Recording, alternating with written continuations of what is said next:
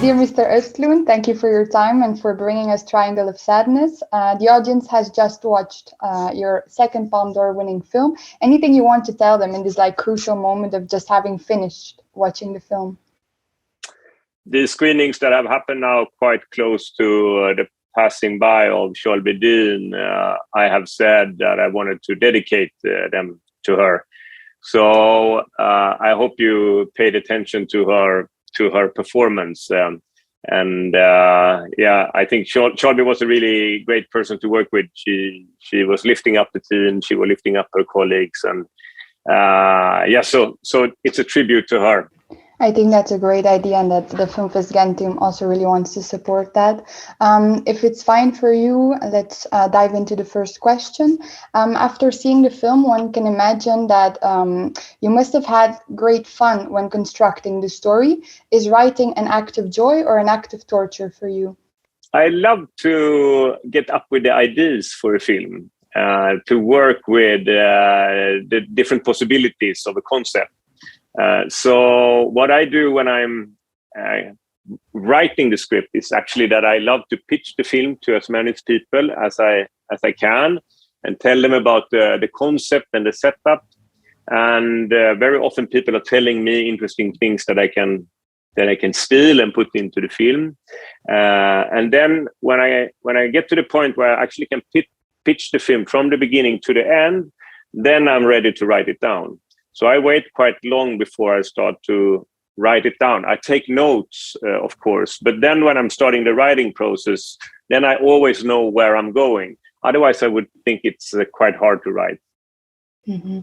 And it's known that you like to sort of watch YouTube videos when you're writing your script, as you've done with Force Majeure, The Square. Are there any YouTube videos that you used for the Triangle of Sadness? Yes, there were two examples that I can bring up here at least. One of them is an experiment that they were doing on monkeys. They had two monkeys in two glass cages that are just next to each other. And then there's a scientist that giving the monkeys a reward when they are performing a simple task. They should give the scientist a little stone, and then they get a reward. So the first monkey takes the stone, gives it to the scientist, and he gets a cucumber. Then the next monkey takes the stone and gives it to the scientist, and he gets a grape. And this experiment is showing how strongly even monkeys are reacting on inequality. So the monkey that got the cucumber, he is now starting to expect that he should get a grape also, because they much rather want to have grape. So the first monkey repeats the task, gives a little stone, but he gets a cucumber again. And the monkey gets furious, he's like throwing the cucumber on the scientist and starts hitting the glass, And it's repeated, so the other monkey gets a grape when he's doing it.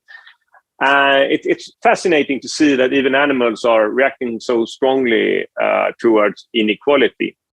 And I have used this clip when I have been talking about the film, because I don't think that there's really any advanced topics in the film. It's kind of simple, if you have an unequal world, people will be provoked. And I was also interested in looking on how our behavior is changing because of which position we have in a hierarchy. So I used this clip in order to explain the film. And then I had a clip also to help the actors where I wanted to do. And since you just have watched the film, you probably remember the scene where Carl and Nelson have been accused of the stolen pretzel sticks. And in order to tell them how I wanted to work with this scene, I used a clip that is called Denver, the official guilty dog. And it's the owner that comes home to his apartment and he sees that someone have eaten from the kitty cat treats. And he goes over to dog number one and he says, "Did you do this, Lucy?" And the dog looks down, don't want to look up at him. And the owner says, "No, I don't think you did." And he walks over to Denver. And Denver's body position, the way he's looking, and he hardly can look up on his owner. But when he finally does, the expression of the face is just amazing. I have never seen shame expressed in such a strong way.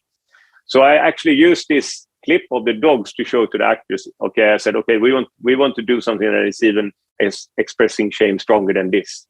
So that's one example. Something to look up. You've already talked about two big themes, so shame and inequality. In the film, inequality is dealt with a certain cynicism, especially in the fashion world. Cynicism masqueraded as optimism is a slogan that we get thrown at us during the fashion show. Can we conclude that satire and laughter is an antidote?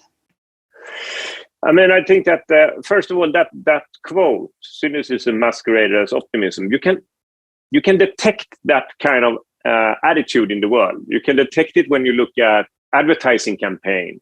You can detect it in so many things that we are doing today, and it's something that is portraying or describing the world in a quite accurate way, I think. So if you have that sentence in your mind and you look on a lot of the things that is going on in our world, it is really cynicism masqueraded as optimism. I don't feel that the film is cynical. I rather look at it like a sociologist. I don't want to put guilt or blame on the individuals. I want to try to portray the context that they are dealing with. And so, for an example, to show Abigail's behavior in this film, for an example, in the end scene, I wanted the audience to, maybe half of them actually, hit her, try to save this community that you have built up. And I want the other half of the audience to say, no, drop the stone, don't do it. So, but I want all of the audience to identify with the possibility to maybe hit the stone.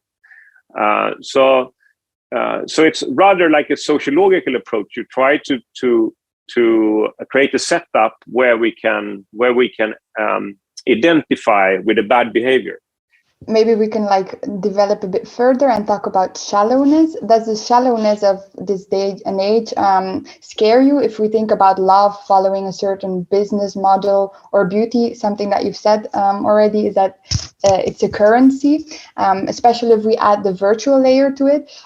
Or are you a rather hopeful person? I mean, I'm a very hopeful person. I think that human beings are great in collaborating. I think most of us are taking care of each other in a really good way.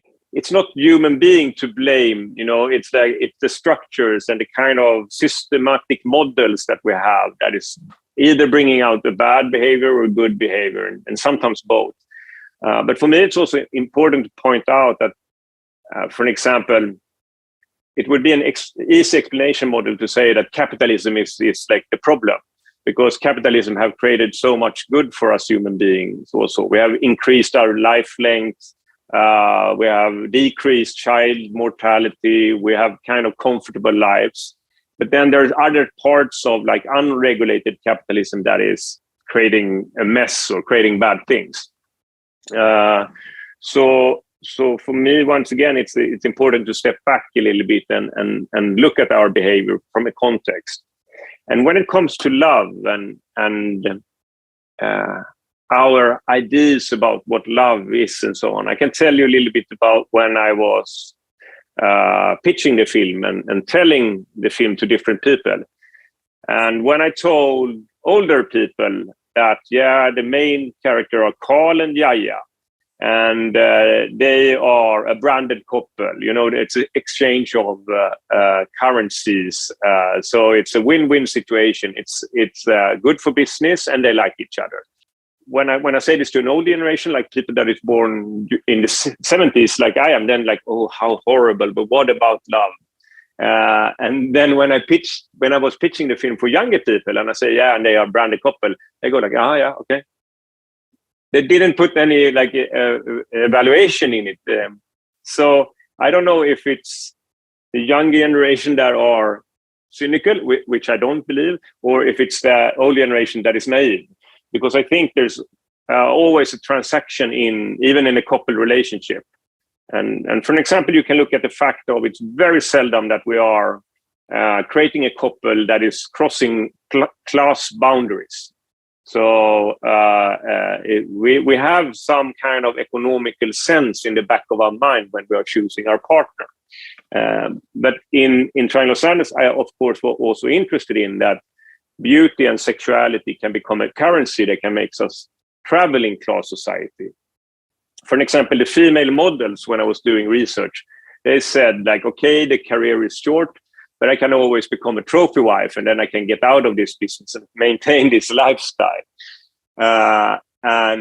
So even if they have a dark humor and even if they have a self-distance when they say that, I think they're also telling the truth in some ways.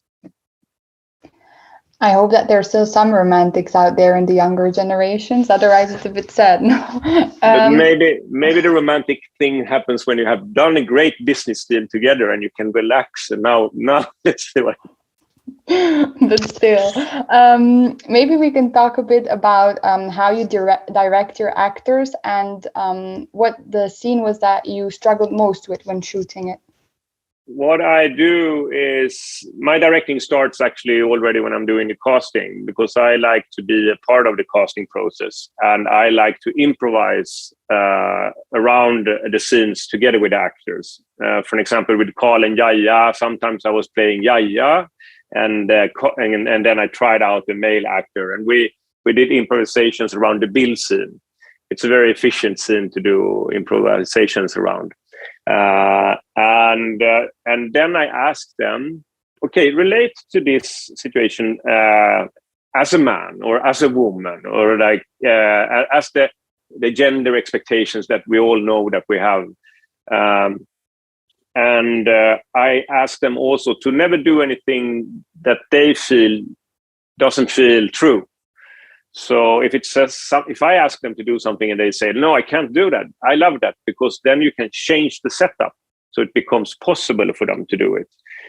And the same thing when I'm on set, I put up the camera, we have the script, we have all the dialogue, but I ask them to be a little bit freer in the beginning of a shooting day. And then we start to repeat the scene over and over again. And I do up to maybe 20 takes or something, it gets better. But after 20 takes, it often gets worse. And then you have to push up the level. Like hopefully the actor becomes as good as they were before in take 20.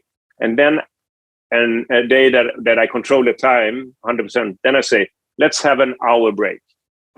And then when I come back on set, I tell everybody 5 takes left. And now we do a countdown, like 4 takes left, come on. And I'm trying to push up some intensity in the shooting situation. And the last 3 takes, then I gather the whole film team around the camera, the one that is not working at that moment. So they are sitting like an audience looking at the actor to give them maximum attention. And I wanted to create like that we are playing an important football game together. Now let's try to win this football game. And in Triangle of Sadness, I also started to use a gong. So before taking the last take, I was hitting the gong, bam. And then from that silence, sometimes I ask one of the actors to start the scene, or maybe I whisper action. Everything in order to combine investigating a scene, sculpturing the scene, and then in the end, create maximum presence. Are you considering keeping the gong? Was it a good thing? Yeah, it was a fun thing. It became a little bit of a ritual, and I mean, it happens something after you have hit the gong, and then it's like completely silent. It's almost like the silence is vibrating, and I think it added something. Let's talk money, like they do so well in Triangle of Sadness. It's the film that you've received the biggest budget for. Did that imply any specific temptations or pitfalls? Well, it is interesting when you make movies and the budget becomes bigger, or the whole machine becomes bigger. And since I have my own production company, and my best friend is my producer, and we have been running this production company for 20 years, and we have constantly been struggling, like, okay, to not make the film team too big, and rather have a lot of shooting days. Because when you have a lot of shooting days, then actually the money goes straight into the quality of the film. At least for me, I need a lot of time when I'm shooting.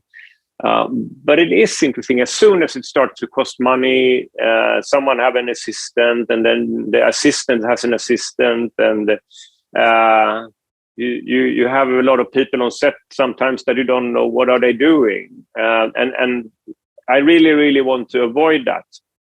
But you should actually ask my producer more about this question. But we have a dialogue about this all the time.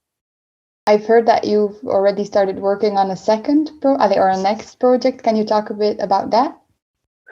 Yes, it's called The Entertainment System is Down, and it takes place on a long-haul flight. So quite soon after takeoff, let's say it's one of these flights that goes from London to Sydney, or they are 15 hours long, or even longer, I think. And quite soon after takeoff, the crew comes with a horrible announcement that there will be no entertainment on the screens. The screens are not working. And slowly, the iPads and everything is charging out. So it's going to be at least 10 hours of modern human beings trying to deal with the situation where we can't distract ourselves by looking at the screens. And I'm interested in it in quite many different ways. There was a book called The Brave New World. And The Brave New World is about that we are controlled by small entertaining machines that we love. And this book is written in the 60s. And there was a literature professor that 1984 was comparing A Brave New World with 1984, the book 1984. And he just said, okay, we didn't end up in the totalitarian state that is controlling us like in 1984. It's rather that we are now living in a brave new world. And this was 1984, he wrote this. And if you look at the world today, the kind of control this machine has over us, and the artificial intelligence that is just providing us with images and it is something that is I'd say a little scary, because we love it. We love the machine, and human beings have always put a great trust to our taste. Like I know what's good for me. I know which movies that are great. But I don't think it is like that, really. I think that we basically love what is distributed to us. And I had a quite interesting example of that, because I was on a all-inclusive trip to Egypt a couple of years ago. It was a horrible mistake to go there. When you get into this area, you get a little band around your wrist, and then everything is for free. And there was an Italian restaurant, and there was a Mexican restaurant, and there was a Chinese restaurant.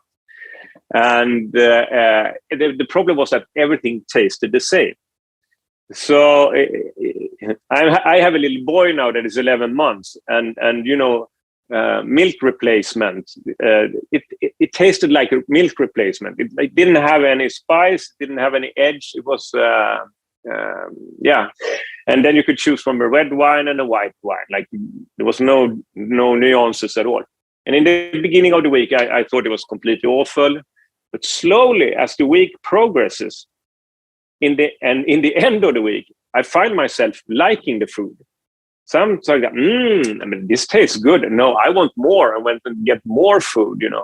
So I really think that you can't really trust your taste. And how do you come back after such a trip? It was a shock to come back and eat normal food, of course. No, but 10 days is probably not enough to make me completely damaged. But I think it just said something about how we consume things. And I think it's the same way when we are consuming images or stories or books or literature or art. The strive that we must have in a society is that the spectrum should be as wide as possible, because then we have a possibility of being more intellectually intelligent, and we can see more nuances of the world. But in the kind of like almost monopoly capitalism that is existing when it comes to the streaming services. I mean, it's 5 big owners that basically owns everything. I think that the spectrum of the expression is like narrowing down rather. And therefore, I think the cinema plays a very important role today, because in the cinema, we are watching things together. And when we're watching things together, we also have to reflect on the content in a different way. But if we sit and dopamine scroll like this, it can be basically whatever. But I wouldn't really sit and scroll like these 2 persons together. I mean, at least not yet. So for me, the cinema is a place, it's basically a democratic room where we should be confronted with images that is thought-provoking and that a human being have curated. Not artificial intelligence shouldn't curate that content for us. It should be a human being that wants to show something to the audience. And Triangle of Sadness is definitely a film that you should watch with as many people as possible, right? Yes, I hope so. That was the idea when I made it, that I wanted to become better of also doing movies for the cinema. And what I did in the process, I have started to do this already with Force Majeure and with The Square, but it was to do test screenings with an audience. And the test screening is never that I ask the audience really what they think. We can do that also, but for me the most important thing with the test screening is that I sit together with an audience and feel how the dynamic is working in the audience, and I feel when they lose interest a little bit, or I feel that something goes too quickly. And then I'm a director that likes to push it, so my films in some way will be a little bit challenging. But still, I want to be challenging like in the right way, so the film still have some dynamics and that I keep the audience engaged. So I did around 5 or 6 test screenings, and I'm just sitting together with the audience quite late in the process to fine tune the humor and the dynamics and etc. Okay, Mr. Östlund, thank you so much for this interview. I wish you good luck with, I don't know, the further reparation and or destruction of the entertainment system. And we hope to welcome you soon at one of the next editions of Filmfest Ghent. Okay, thank you so much. Thank you.